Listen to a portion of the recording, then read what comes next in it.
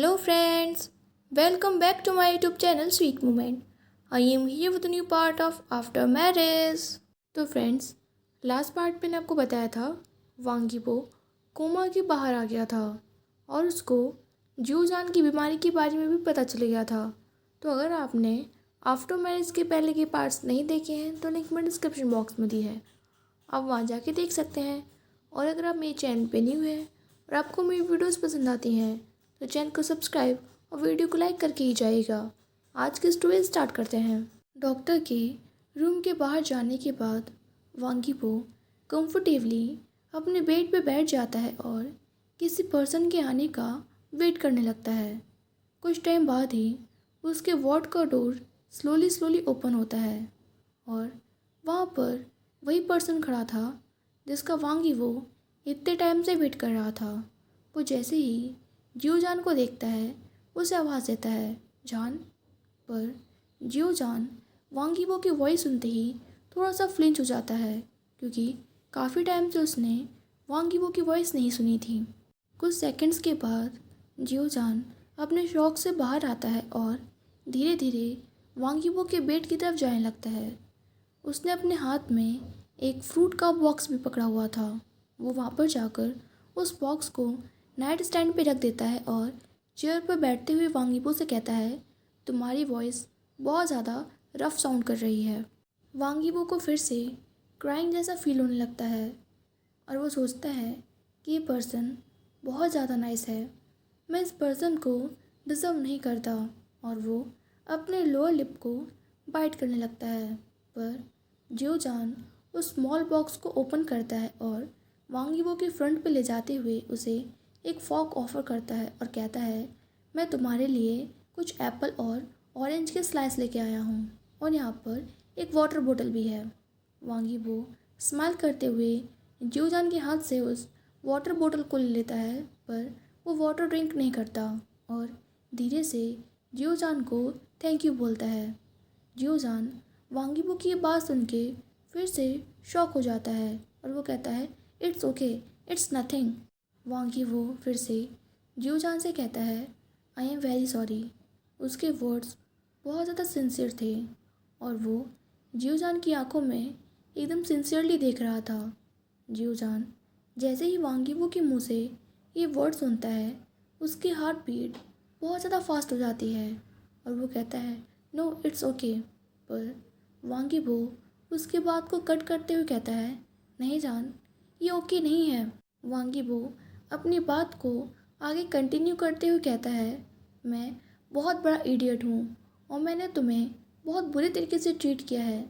मैंने आज तक जो कुछ भी तुम्हारे साथ किया है उसकी ना तो कोई एक्सप्लेनेशन है और ना ही कोई एक्सक्यूज़। पर मैं तुमसे ये नहीं कहूँगा कि तुम मुझे माफ़ कर दो, क्योंकि सिर्फ तुम्हारा फेस देखकर और ये जानकर कि तुम ऑलराइट हो मेरे लिए इनफ है। मैंने ऑलरेडी तुम्हें बहुत पेन दिया है और मेरी वजह से लास्ट में तुम्हें हॉस्पिटल में आना पड़ा। जियोजान वांगीबो का यह लास्ट सेंटेंस सुन के उसे ऐसा फील हो रहा था जैसे उसकी ब्रेथ स्टॉप हो गई हो, पर फिर भी वो खुद को कंट्रोल करते हुए कहता है, ईबो ये तुम क्या। पर वांगीबो फिर से उसे कट करते हुए कहता है, आई डोंट डिज़र्व यू। इस बार वांगीबो की वॉइस बहुत ज़्यादा स्लो थी और उसकी नोज़ रेड हो चुकी थी क्योंकि वो बोलने के साथ साथ लगातार क्राई कर रहा था। वांगीबो को क्राई करना बिल्कुल भी पसंद नहीं था। जियोजान ने लास्ट टाइम वांगीबो को क्राई करते हुए तब देखा था जब वांगीबो ने जियोजान को मैरिज के लिए प्रपोज किया था। वांगीबो को इस तरह क्राई करते हुए देखकर जियोजान को बहुत बुरा लग रहा था और उसे अपने हार्ट में एक पेन फील हो रहा था। वांगीबो कहता है, आई होप तुम एक बेटर पर्सन को फाइंड करो जो कि तुम्हें उस तरह ट्रीट ना करे जैसे मैंने तुम्हें किया।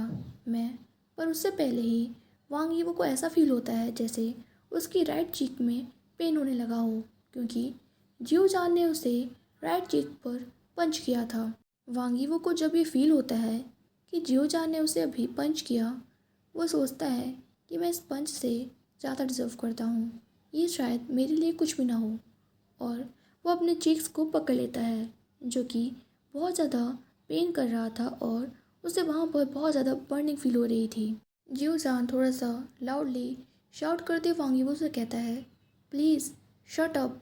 उसकी वॉइस बहुत ज़्यादा क्रैक कर रही थी और वो ऑलरेडी क्राई करने लगा था। वांग यीबो जैसे ही जियोजान के फेस की तरफ देखता है, उसे अपने हार्ट में पेन फील होता है और वो सोचता है, मैंने फिर से उसे पेन किया और मेरी वजह से वो फिर से क्राई कर रहा है। वांग यीबो कहता है, जान में। पर जियोजान इस बार वांग यीबो को कट करते हुए कहता है, अगर मुझे मूव ऑन करना होता या किसी अनदर पर्सन को फाइंड करना होता तो अभी मैं यहाँ पर तुम्हारे पास नहीं होता और ना ही तुम्हारी केयर कर रहा होता। जियोजान के फेस पे बहुत ही ज़्यादा फ्रस्ट्रेटेड लुक था। वांग यीबो जियोजान की बात सुनने के बाद स्पीचलेस हो जाता है और सोचता है कि ये पर्सन सच में बहुत ज़्यादा काइंड है। I love you infinity. जियोजान बोलने के साथ साथ क्राई कर रहा था। वो खुद को अब और ज़्यादा कंट्रोल नहीं कर पा रहा था। क्राई करते हुए उसकी नोज़ भी रेडिश हो गई थी। वो वांग यीबो को टाइटली हग कर लेता है और उससे फिर से ये वर्ड रिपीट करता है, आई लव यू इन्फिनिटी। वांग यीबो को अपनी बॉडी मूव करने में पेन हो रहा था, पर वो अपने इस पेन को इग्नोर करता है और जियोजान को टाइटली हग कर लेता है और उसे अपने क्लोज कर लेता है। फिर वो भी जियोजान से कहता है, I love you infinity too. पर वो अपने माइंड में सोच रहा था, गॉड, मैं कितना ज़्यादा लकी पर्सन हूँ जो इतना अमेजिंग पर्सन मुझसे लव करता है। मैं इसे डिज़र्व नहीं करता। और फिर वो धीरे से कहता है, माय एंजल। वो दोनों इसी तरीके से एक दूसरे को हग करके क्राई करते हैं और एक दूसरे को कंफर्ट करते रहते हैं। पर तभी डोर पे एक नॉक होती है। तब जाकर दोनों एक दूसरे से अलग होते हैं और टर्न होके डोर की तरफ देखते हैं, जहाँ पर जियोजान की एल्डर सिस्टर और जाओ चैंग खड़े थे। जुआनलू लाइटली स्माइल करती है और उन दोनों को अप्रोच करते हुए वांग यीबो से पूछती है, अब तुम्हें कैसा फील हो रहा है। वांग यीबो भी लाइटली स्माइल करते हुए कहता है, अब मुझे बेटर फील हो रहा है, थैंक यू। पर जाओ चैंग के फेस पे अभी भी एक ग्रम्बल लुक था। जुआनलू जियोजान से कहती है, अजान, मैं तुम दोनों के लिए सूप लेके आई हूँ। जियोजान स्माइल करता है और कहता है, थैंक यू जीजिए, पर आपको इसकी कोई ज़रूरत नहीं थी। जाओ चैंग अपने ग्रम्बल वॉइस में कहता है, क्यों, तुम्हें इसकी ज़रूरत क्यों नहीं थी। तुम देख नहीं रहे हो तुम कितने ज़्यादा वीक हो गए हो और मुझे लग रहा है अभी तक किसी और पर्सन ने इस बात को नोटिस भी नहीं किया होगा। और फिर वो एक खाली चेयर को बेड से थोड़ी दूर ले जाता है और उस पर बैठ जाता है। जियोजान जाओ चैंग से वार्निंग वॉइस में कहता है, जाओ चैंग। पर वांग यीबो जियोजान का हाथ पकड़ लेता है और कहता है, इट्स ऑल राइट, ऐसे भी ये सच में मेरा ही फॉल्ट है। जियोजान वांग यीबो की तरफ देखता है और कहता है, वैसे सच में ये तुम्हारा फॉल्ट नहीं है। फिर वो वांग यीबो के हाथ को धीरे से पकड़ लेता है और कहता है, झाओलिंग ने तुम्हें ड्रग दिया था।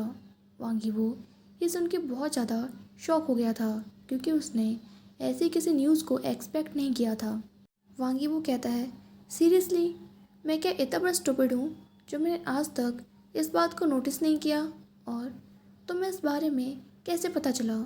इससे पहले कि जियोजान वांग यीबो को सब कुछ एक्सप्लेन कर पाता, जुआनलू कहती है, अजान, हम दोनों कुछ टाइम बाद वापस आएंगे, पर अभी हमें जाना होगा। वैक्सीन मेरा वेट कर रहा है और जाओचेंग को भी अपने वर्क के लिए रिपोर्ट करना है।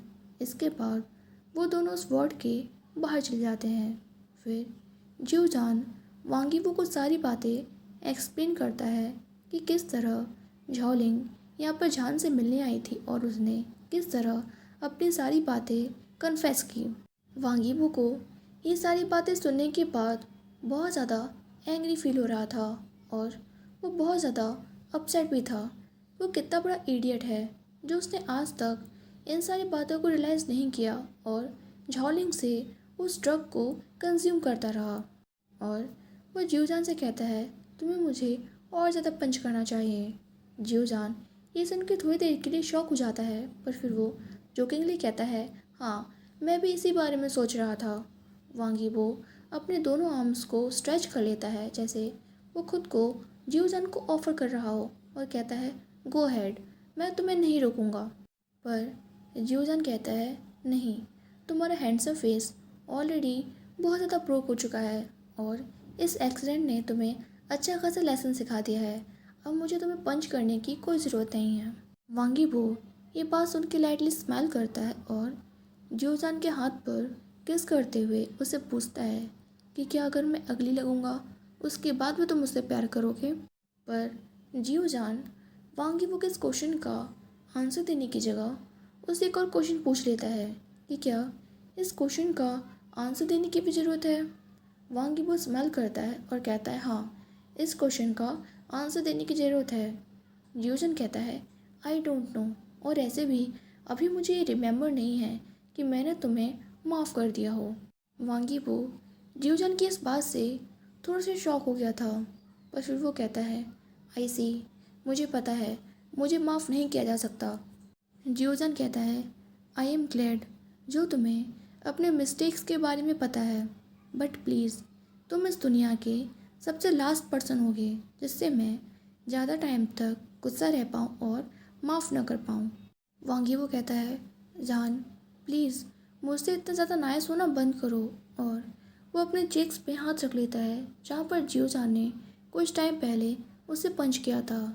जियोजान स्माइल करते हुए कहता है मैं चाहता हूँ कि तुम थोड़ा सा और बैड फील करो, थोड़ा सा और सफ़र करो, जिससे मैं अपने हार्ट को तुम्हें माफ़ करने के लिए मना पाऊँ। वांगी बो ये सुन के लाइटली लाफ करता है और कहता है मैं अपनी पूरी कोशिश करूँगा कि तुम मुझे जल्द से जल्द माफ़ कर सको। Oh God, I love you so much. जियोजान भी वांगी बो से कहता है I love you so much too. इससे पहले कि वांगी बो कुछ रिएक्ट कर पाता, जियोजान वांगी बो को टाइटली हग कर लेता है और उसके लिप्स पे किस करने लगता है। तो फ्रेंड्स, इस स्टोरी का सिर्फ एक पार्ट रह गया है जो मैं आप लोग के साथ कल शेयर कर दूंगी, एंड इस स्टोरी की एंडिंग हो जाएगी, एंड ऑब्वियसली हैप्पी एंडिंग होगी, क्योंकि जब स्टोरी मतलब स्टार्ट हुई थी तब सबको लग रहा था कि शायद मे बी सैड एंडिंग हो, क्योंकि मैंने रीड किया था तब मुझे भी ऐसा ही फील हो रहा था, बट ऐसा कुछ नहीं है, मैंने आप लोगों को कमेंट में भी बताया था, एंड ऑब्वियसली इसकी स्टोरी की हैप्पी एंडिंग है। एंड गाइज इसके बाद मैं आप लोग से पूछ रही हूँ कि कौन सी मैं स्टोरी आप लोग के साथ शेयर करूँ। तो गाइज फर्स्ट ऑप्शन है विंग्स डिस्ट्रॉय हार्ट। इस स्टोरी में क्या है, सब कुछ जो अपने सीरीज़ देखी थी द अनटेम्ड वैसा ही है, बट जो टेम्पल में ये लोग लास्ट में जाते हैं और वहाँ पर जिन कोंगियाओं की सही सच्चाई बाहर आती है, तो वहाँ पर थोड़ा सा ट्विस्ट है। इससे पहले कि जिन कोंगियाओं की सही सच्चाई बाहर आ पाती, वहाँ पे कुछ लोग अटैक कर देते हैं, और उस अटैक में लंजा जो है ऑलमोस्ट मरने वाला होता है, बट कैसे भी उसको बचा लेते हैं, और जिन गोंगिया जो है वो सारा ब्लेम विंग पे डाल देता है। और वो जो लोग आए थे वो भी कहते थे कि यहाँ पे उन लोगों को विंग ने बुलाया था अटैक करने के लिए। तो क्या होता है कि जिन कोंगिया की सच्चाई तो सामने आ नहीं पाती, और जो थोड़ा बहुत विंग ने पहले प्रूव किया था, वो जो दो लेडीज़ आई थी युनमंग में, और उन लोगों ने बताया था कि जिन गोंगियाओं ने क्या क्या किया था, वो सब जिन गोंगियाओं कह देता है कि सब झूठ है, विंग की चाल है। तो कुल मिला के लास्ट में क्या होता है कि विंग को जो है वो लान क्लान से और बाकी सारे क्लान से बाहर निकाल दिया जाता है, और सब लोग ये कह देते हैं कि अगर विंग किससे मिलने जाए तो ऐसा प्रिटेंड करना है जैसे वो विजुअल नहीं है, और ना ही हम उसकी बातें सुन सकते हैं। और लंजा और विंग दोनों के माइंड में और हार्ट में बस एक थॉट चल रहा होता है, आई हेट यू। तो इतनी सारी नफ़रत के बाद देखते हैं वो दोनों फिर से प्यार कर पाते हैं या नहीं, क्योंकि उन लोगों ने अभी तक अपना लव कन्फेस भी नहीं किया है, जैसे मोदो जूसी में कर दिया था। लव कन्फेस नहीं हो पाया है और दोनों में नफ़रत आ गई है। लंजा ने आज तक विंग से कभी नफ़रत नहीं की थी, पर इस स्टोरी में उसकी स्टार्टिंग जो है वो लंजा की नफ़रत से हुई है। तो मुझे काफ़ी ज़्यादा इंटरेस्टिंग लगी, तो मैंने आप लोगों को बता दिया है। एंड जो सेकंड स्टोरी है वो है सूबियान। तो गाइस ये जो है एक मॉडर्न फैन फिक्शन है, और ये स्टोरी मुझे बहुत अच्छी लगी। इसकी स्टोरी लाइन काफ़ी इंटरेस्टिंग है और द अनटेम जैसी है, क्योंकि वांगी वो बहुत ज़्यादा कोल्ड है और बहुत कम बोलता है, पर जियोजान जो है वो बहुत ही ज़्यादा नोटी है और वांगी वो के साथ हमेशा फ्लर्ट करता रहता है, जबकि वांगी वो ने उसे किडनैप करके रखा है, और वांगी वो की माइंड में केवल हमेशा एक ही थॉट चलता रहता है कि कब वो जियोजान को अपनी गन से शूट कर दे। तो गाइस जो थर्ड स्टोरी है वो है ब्रदर इन लॉज। ये स्टोरी मुझे काफ़ी ज़्यादा इंटरेस्टिंग लगी थी। इस स्टोरी में सब कुछ मोदो जूसी जैसा है। वांगजी और विंग ने एक दूसरे को अपना लव कन्फेस कर दिया था और दोनों की वेडिंग भी हो गई थी, बट अब वेडिंग के बाद विंग के पास केवल एक प्रॉब्लम थी, क्योंकि उसके लाइफ के दो मोस्ट इम्पॉर्टेंट पर्सन, उसका हस्बैंड और उसके ब्रदर, इन दोनों के बीच में बिल्कुल नहीं पड़ती थी। जब तक विंग के साथ मतलब जब तक वो दोनों विंग के साथ रहते थे तब तक तो ठीक था, वरना अगर वांगजी और जियांगचेन अकेले हैं तो वो हमेशा फ़ाइट करते रहते थे।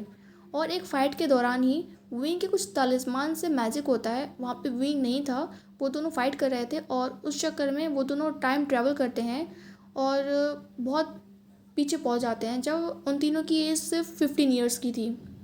तो अब ये देखना है कि वो दोनों साथ में मिलकर फ्यूचर चेंज कर पाते हैं या नहीं, या स्टोरी में क्या होगा। मुझे बहुत अच्छी लगी थी स्टोरी, क्योंकि इस मतलब अपन ने द अनटेम्ड में जो कुछ भी देखा था उसमें अपन ने जियांगचेंग और वांगजी को लेके जो भी एक्सपेक्ट किया था कि उनको विंग के साथ ऐसा बिहेव करना चाहिए था, सेम बिहेव उन लोगों ने किया है इस स्टोरी में। तो मुझे काफ़ी अच्छी लगी थी। एंड फोर्थ जो ऑप्शन है, the werewolf next door, इसमें क्या होता है, जो वांगी वो है वो जीवजान का निकबर है और वो एक 200 ईयर ओल्ड वुल्फ है। और एक मतलब विंग को एक्सीडेंटली ये पता चल जाता है कि वांगी वो जो है वो वुल्फ है, और वो उसके घर जाता है, बट उस दिन फुल मून होता है और वांगी वो जीवजान को वाइट कर लेता है। इस वजह से जीवजान भी धीरे धीरे एक बेयर वुल्फ में कन्वर्ट होने लगता है। तो ये स्टोरी भी मुझे अच्छी लगी थी। और गाइस, मुझे पता है मैंने बहुत ज़्यादा पका दिया आज आप लोग को, लेकिन मैं स्टोरी आप लोग का एक्सप्लेन करनी चाहिए ताकि आप लोग मुझे बता सकें कि आप लोग किस में ज़्यादा इंटरेस्टेड हैं। एंड अगर कोई स्टोरी ऑलरेडी शेयर हो चुकी हो तो मुझे यार वो भी बता देना, क्योंकि मैंने अपनी तो पूरी तरफ से पूरी कोशिश की थी ये देखने की कि इन चारों में कोई स्टोरी शेयर हुई है या नहीं। बट फिर भी यार मैं सारे चैनल्स तो चेक नहीं कर सकती। तो अगर आप लोग को पता हो तो बता देना। और सबसे पहले आप कौन सी स्टोरी सुनना चाहते हैं वो मुझे आप कमेंट बॉक्स में बता देना, क्योंकि मैं चारों स्टोरी के मतलब ऑथर से परमिशन ले चुकी हूँ। और वीडियो अच्छी लगी हो तो like this video and subscribe my channel.